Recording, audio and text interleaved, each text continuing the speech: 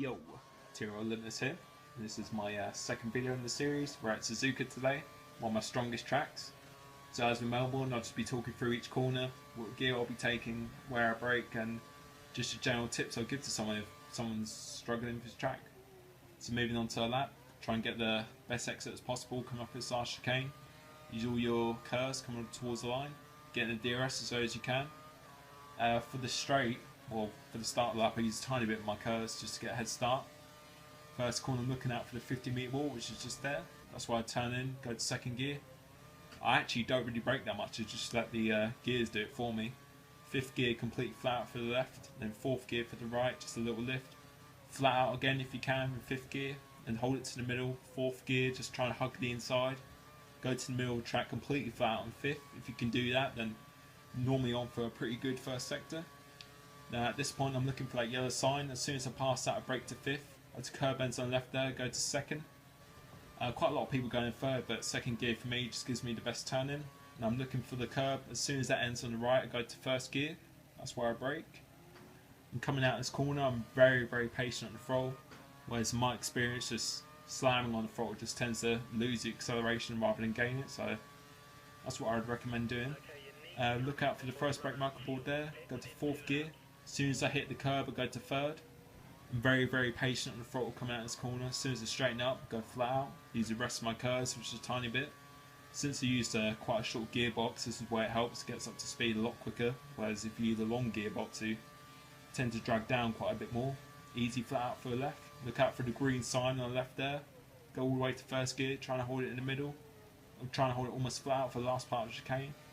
Running towards the line, trying to hug the inside to the shortest run to the line.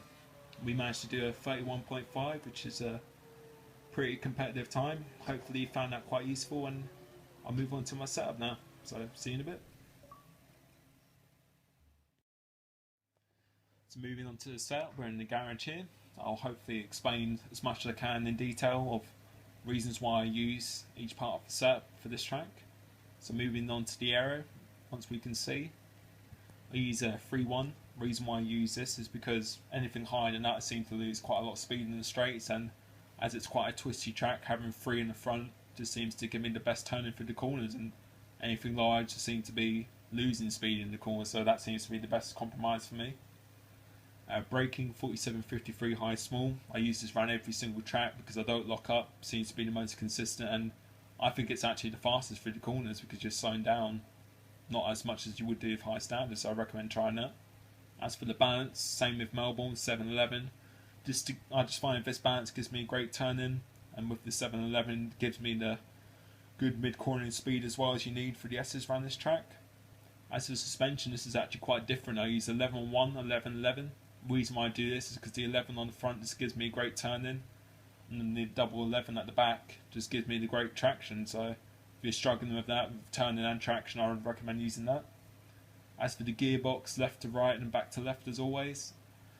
First 3 gears are going to the right to avoid the wheel spin, then from 4th to 7th just to make the acceleration as quick as possible, so I recommend using that.